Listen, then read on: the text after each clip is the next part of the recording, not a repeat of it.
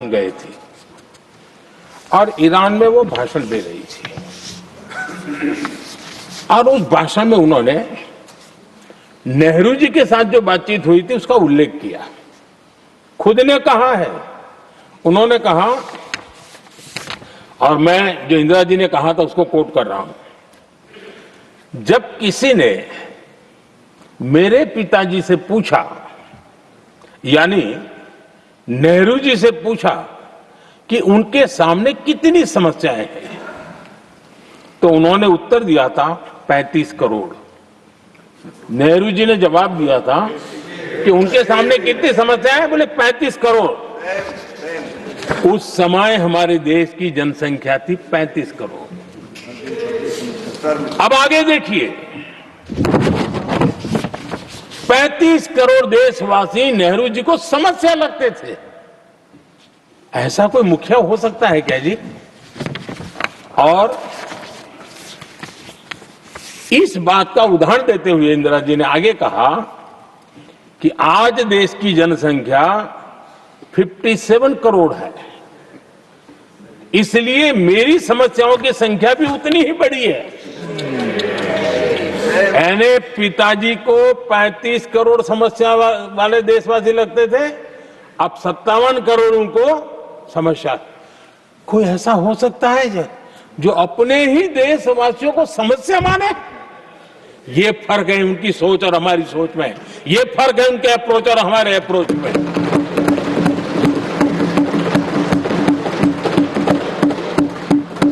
नेहरू जी हो या इंदिरा जी हो या पूरी कांग्रेसी बिरादरी हो, ये लोग भारत के लोगों को समस्या मानते हैं। आदरणीय सभापति जी, मेरे कई कोटेशन मिलेंगे।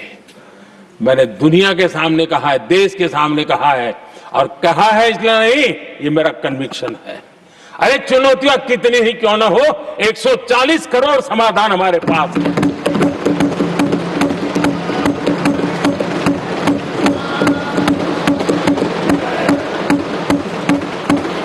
हमारे लिए देशवासी समर्थक की पूंजी है।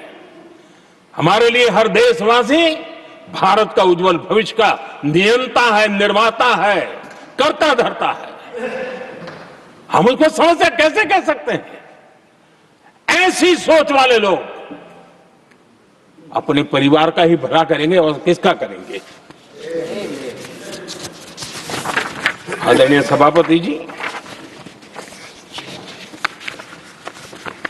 देश के लोगों का अपमान करते रहना एक कांग्रेस के स्वभाव में पड़ा हुआ है, उनके संस्कारों में पड़ा हुआ है।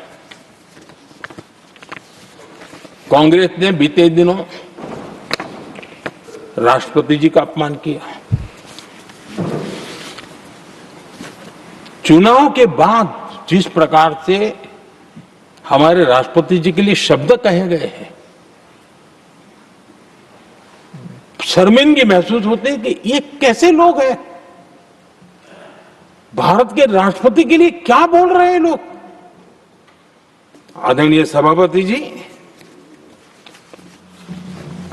कल लोकसभा में भी राष्ट्रपति जी के अभिभाषण पर चर्चा नहीं हो पाई। ये राष्ट्रपति पद, उसका घोर अपमान किया है। उनको संविधान शब्द मुंह में बोलने की अधिकार नहीं रहता है। जो लोग गरीबी से निकली हुई एक महिला, आदिवासी परिवार से आई हुई एक महिला,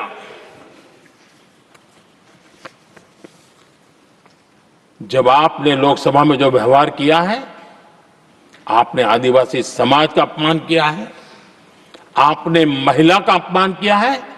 भारत के सर्वोच्च पद पर विराजमान, संविधान ने जिनको सर्वोच्च पद दिया है, आपने उनका अपमान किया है। आपने संविधान का अपमान किया है।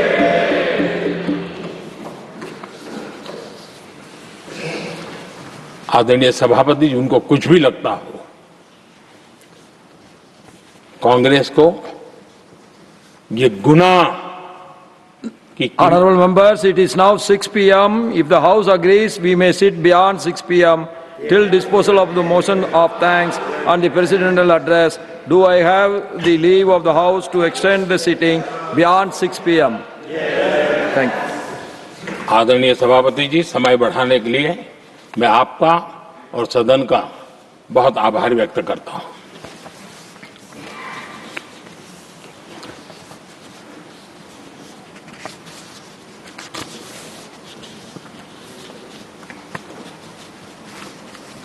आदरणीय सभापति जी, बड़ी दर्दनाक लोकसभा की घटना है और शायद हताशा निराशा तो हम समझ सकते हैं, लेकिन इसके लिए देश के पवित्र लोकतंत्र के मंदिर को ही इस रूप में कर देना, और उस समय चेयर पर असम के ही हमारे एक माननीय सांसद बैठे थे और उस समय कागज फेंके गए, टेबल पर चढ़ दिया गया। क्या ये नॉर्थ ईस्ट का अपमान नहीं है? क्या असम के नागरिकों का अपमान नहीं है? कल फिर दोबारा किया उन्होंने, और उस समय आंध्र के दलित परिवार का बेटा चेयर पर बैठा था, उसको भी अपमानित किया। यानी आपने नॉर्थ ईस्ट का अपमान, चेयर में बैठा अपमान करो। आंध्र के एक दलित परिवार का बेटा चेयर पर बैठा, उसका अपमान करो। सदन ने इनको काम दिया हुआ है, सबने मिलकर के काम दिया हुआ है, लेकिन वो दलित समाज से आते हैं, इसलिए आप अपमान करते हो।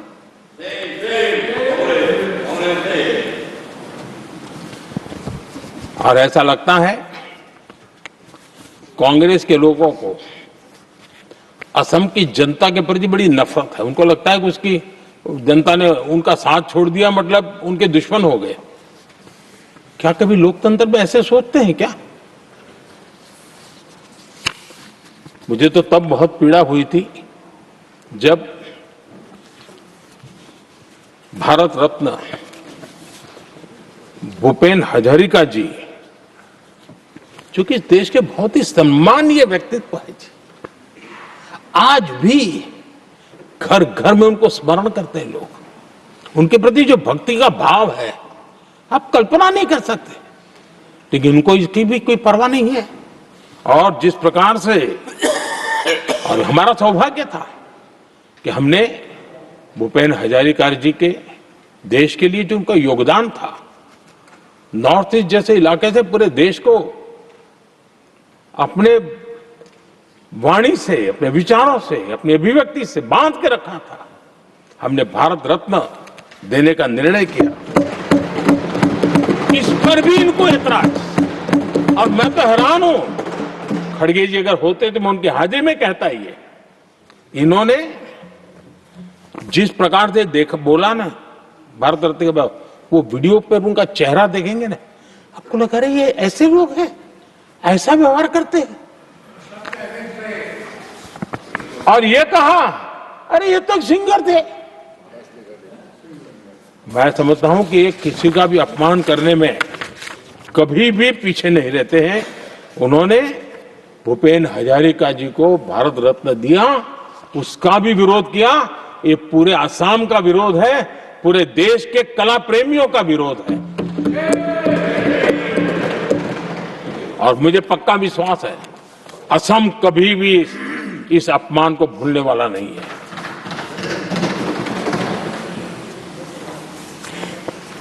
आदरणीय सभापति जी, कल जो घटना घटी, इसी सदन के एक माननीय सांसद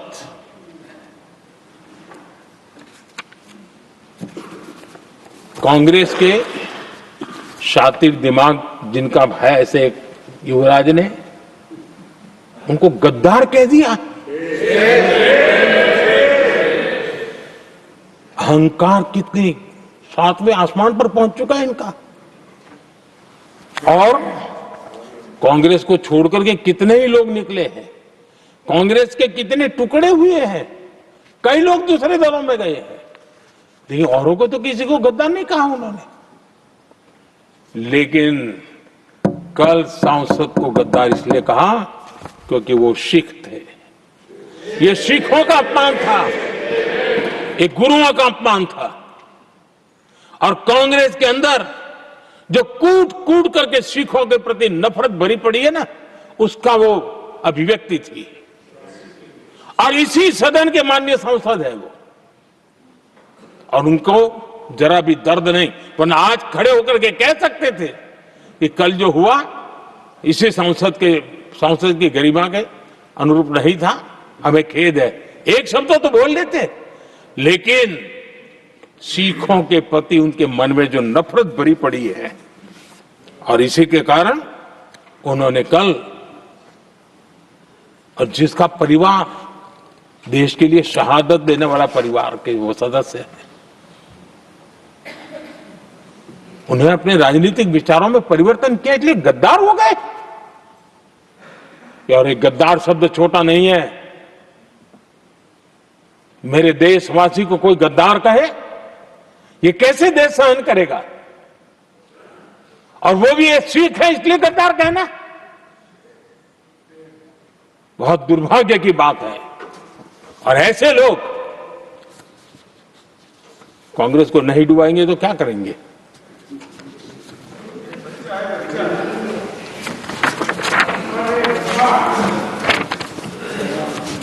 आदरणीय सभापति जी, एक तरफ ये दृश्य है और दूसरी तरफ हमारे सदानंद जी मास्टर का दृश्य है।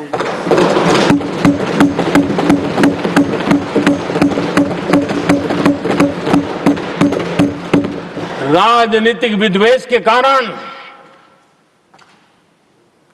उनके दोनों पैर काट दिए गए। भरी जवानी में दोनों पैर काट दिए। कटे हुए पैर से जिंदगी गुजार रहे हैं, लेकिन संस्कार इतने ऊंचे हैं कि वाणी में भी अपशब्द नहीं निकलता है, बर्तन में भी कटुता नजर नहीं आता। गर्व होता है। और कल जब देश ने, जब उनका पहला भाषण हो रहा था सदन में, और उन्होंने जब अपने बेंच पर आपसे इजाजत लेकर के अपने कटे हुए पैर के लिए वो जिस नीम का उपयोग करते हैं, आर्टिफिशियल नीम का, उन्होंने जब रखा, वो दृश्य देश के लिए पीड़ादायक था कि इस देश में ऐसा ही बंधारण की बातें करने वाले इंडिया अलायंस के लोग, और ये इंडिया अलायंस पूरा जिम्मेवार है इसके लिए, वैचारिक असहमति के कारण एक नौजवान के, और वो भी एक टीचर, शिक्षक के प्रति गर्व से, आदर से देखा जाता है, उसके पैर काट दे। लेकिन उनको कोई खेद नहीं है, उनको कोई दर्द नहीं है। लेकिन मैं मास्टर सदानंद जी को हृदय से अभिनंदन करता हूं कि उन्होंने जिस प्रकार से इतनी भयानक हमले के बाद भी देश की सेवा का अपना व्रत जारी रखा, और आज देश की नीति निर्धारण में अंदर अपना योगदान दे रहे हैं। ये गर्व की बात है। और ऐसे लोगों के सहारे हम राजनीति में जीते हैं, काम करते हैं, देश के लिए जीने मरने की प्रेरणा मिलती है। ये संस्कार हमें पाए हैं, ऐसे लक्षावधि कार्यकर्ताओं के तब से पाए हुए हैं। आदरणीय सभापति जी,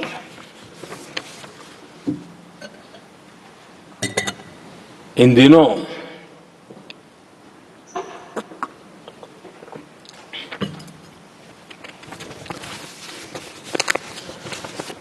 और वैसे कांग्रेस के हमारे साथियों का मुझ पर जरा विशेष प्रेम है, वो स्पेशल प्रेम है। और जब मैं जिम्मेवारी जो मिली है उसके तहत, और जिम्मेवारी न मिलती तो भी देश के लिए जीना तुमने सीखा है। हम विकसित भारत की जमीन मजबूत कर रहे हैं, उसको एक ताकत दे रहे हैं। एक तरफ देश के युवाओं के लिए मजबूत जमीन तैयार कर रहा हूं, तो कांग्रेस मोदी की कब्र खोदने के कार्यक्रम करवा रही है। और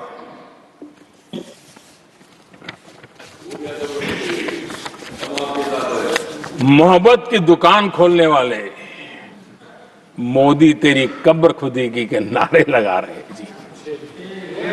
ये कौन सी मोहब्बत की दुकान है जो देश के ही किसी नागरिक के कब्र खोदने के सपने देखती हो? ये कौन सा संविधान से उन्होंने सीखा है जो देश के ही किसी नागरिक के कब्र खोदने की बात करते हो? क्या ये संविधान का अपमान नहीं है? क्या ये मानवता का अपमान नहीं है? क्या ये सार्वजनिक जीवन की मर्यादाओं का अपमान नहीं है? और उनको इसका कोई खेद नहीं है। अगर इसके बाद क्या बयान देंगे? बयान देखो, प्रधानमंत्री राज्यसभा में भी रो रहा था।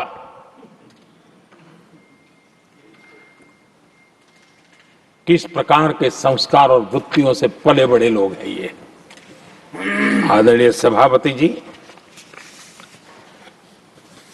मेरे लिए कोई अनुभव मेरा बहुत पुराना है। 2002 से जब वे विपक्ष में थे तब से, और 2004 से जब वो सत्ता में आए तब से, और 2014 से मैं जब यहां आया तब से, पिछले 25 साल से संसद का एक भी सत्र ऐसा नहीं गया, मोदी संसद का सदस्य नहीं था, एक भी सत्र ऐसा नहीं गया जिसमें इस सदन के अंदर मोदी को गाली देने का काम न किया हो इन लोगों ने। 25 साल। और मुझे किसी ने पूछा था, मोदी जी आपके स्वास्थ्य का क्या राज है? मैंने कहा मैं डेली 2 किलो गाली खाता हूं।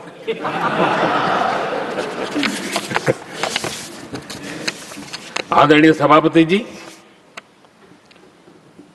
ये मोदी की कब्र क्यों खोदना चाहते हैं?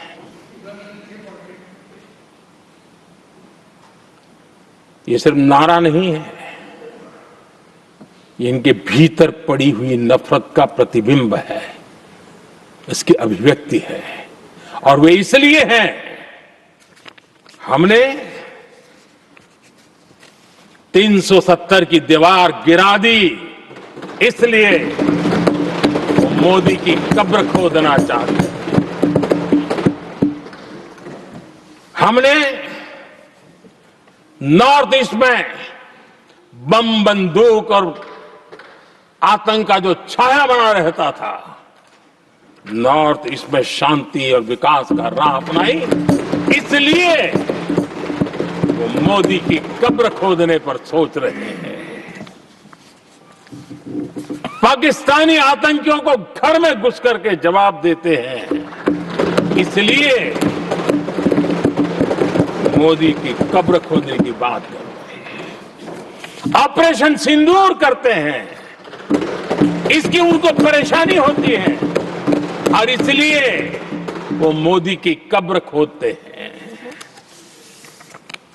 माओवादी आतंक से देश को मुक्ति दिलाने के लिए साहसपूर्ण कदम उठा रहे हैं, इसलिए मोदी की कब्र खोदनी है आपको। हमें नेहरू जी ने देश के साथ बहुत बड़ा अन्याय किया था, सिंधु जल समझौता करके। उस सिंधु जल समझौते को हमने एबेंस में डाल दिया।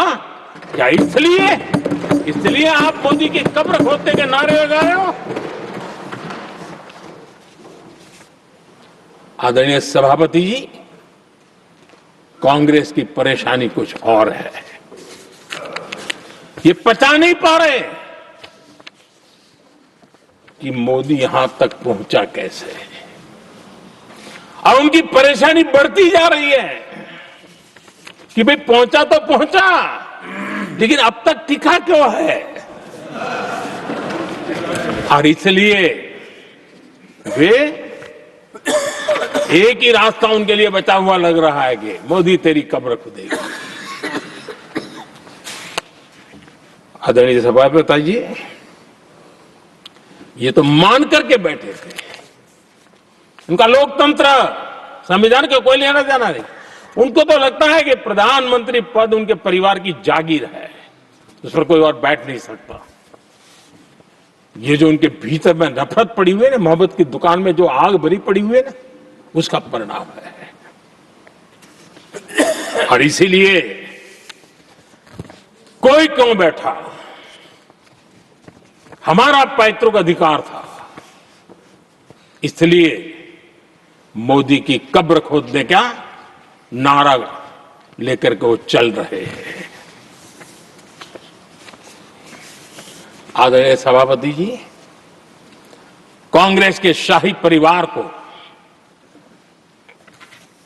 देश ने दशकों तक अवसर दिया है, ऐसा नहीं है। देश ने आपके लिए भी अपना भविष्य दांव पे लगाया था,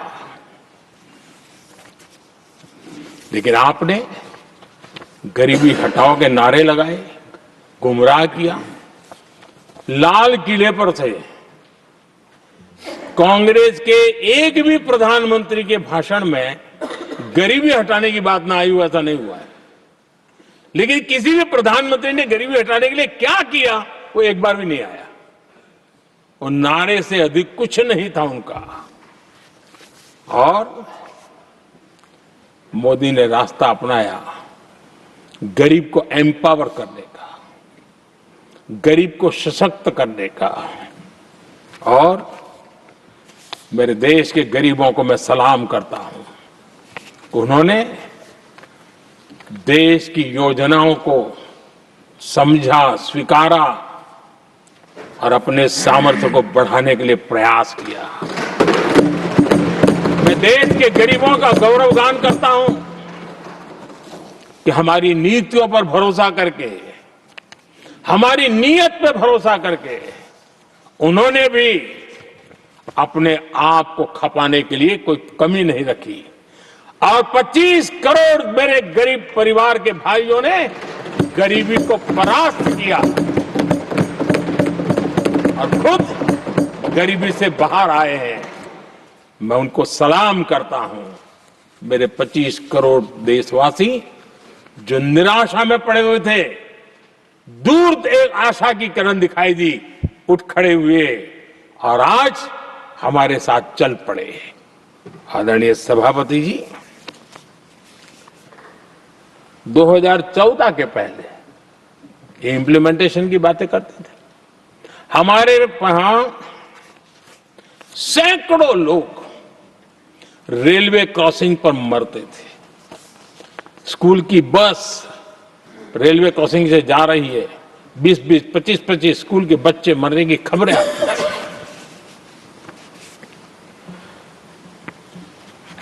अनमैन्ड रेलवे क्रॉसिंग, वो इतना बड़ा काम नहीं था कि नहीं कर सकते थे। ये काम भी मुझे करना हुआ और हमने सारे अनमैन्ड क्रॉसिंग बंद कर दिए, लाखों लोगों की जिंदगी बचा ली। इसलिए ये मोदी की कब्र खोदना चाहते हैं। आदरणीय सभापति जी, 2014 से पहले इस देश में 18,000 गांव ऐसे थे जिनको बिजली का मतलब पता नहीं था। बिजली का कोई तार होता है, कोई बल्ब होता है, कोई लट्टू जलता हुआ उसमें उजाला निकलता, पता नहीं था उनको। 18,000 गांव 2014 के बाद जब आपने हमें दायित्व देशवासियों ने दिया, उन 18,000 गांव जिन्होंने कभी बिजली का मुंह तक नहीं देखा था, बिजली का शब्द भी कान पे नहीं सुना था, उन गांवों में उजाला पहुंचाया। इसलिए इनको मोदी की कब्र खोदने के सिवाय अब कोई रास्ता नहीं दिख रहा है। आदरणीय सभापति जी, वो भी एक वक्त था जब देश में बार बार खबरें आती थी, मीडिया में हेडलाइन हुआ करती थी, सरहद की स्थिति के संबंध में बयान आते थे, गोला बारूद नहीं है, बुलेट प्रूफ जैकेट नहीं है, बर्फ के बीच खड़ा है, बर्फ में खड़े रहने के लिए जो जूते चाहिए वो जूते तक नहीं उसके पास, ये खबरें आती थी। हमने देश के जवानों के लिए खजाने खोल दिए, देश के जवानों को जो चाहिए वो देने की चल पड़ी। और इसलिए वो चाहते कि अब तो कोई रास्ता बचा नहीं है, बस कब्र खुदेगी मोदी की, यही एक रास्ता उनके लिए बचा है। आदरणीय सभापति जी, एक बार उत्तर प्रदेश के वर्तमान मुख्यमंत्री जी ने सदन में भाषण करते करते वो रो पड़े थे। दिमागी बुखार के कारण बच्चे, अनगिनत बच्चे मर रहे थे। इनको कभी सूझा नहीं कि इस दिमागी बुखार से मुक्ति दिलाई जा सकती है। आदरणीय सभापति जी, आंख की बीमारी ट्रकोमा, लोग परेशान होते थे, आंखें चली जाती थी और विज्ञान प्रगति कर चुका था, हो सकता था, वो नहीं कर सकते थे। हमने दिमागी बुखार से भी मुक्ति दिलाई और हमने ट्रकोमा से भी देश की लोगों की आंखें बचाई। यही सफलताएं हैं, यही संवेदनशीलता है, समाज के लिए जीने मरने का यही संकल्प है। पल पल, तिल तिल समाज के लिए बिताना, घिसना, झलना, वो उनको परेशान कर रहा है। तब जाकर के मोदी तेरी कब्र खुदेगी, ये मंत्र लेकर के चल रहे हैं, ये सपने देख करके चल रहे हैं और बातें लोकतंत्र की करते हैं। मोहब्बत की दुकान के साइन बोर्ड लगाते हैं। क्या सार्वजनिक जीवन में ऐसी नफरत होती है? आदरणीय सभापति जी, इनकी सरकार रिमोट से चलती थी, मेरी सरकार भी रिमोट से चलती है। 140 करोड़ देशवासी मेरा रिमोट है।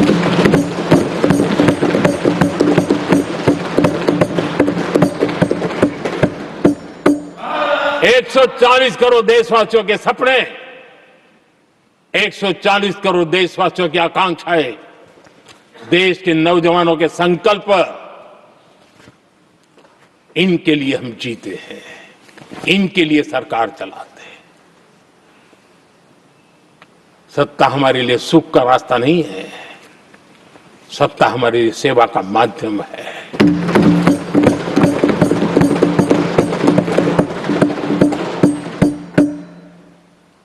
मुद्रा योजना, लाखों करोड़ों की मदद मिली, स्वरोजगार को बल दिया। कांग्रेस ने कभी स्टार्टअप कल्चर को प्रमोट ही नहीं किया। कुछ सैकड़ों में स्टार्टअप बेचारे अपने, उनको पता भी नहीं था। और इनका तो हाल ये है आदरणीय सभापति जी, अपने घर के स्टार्टअप को भी वो लिफ्ट नहीं कर पा रहे।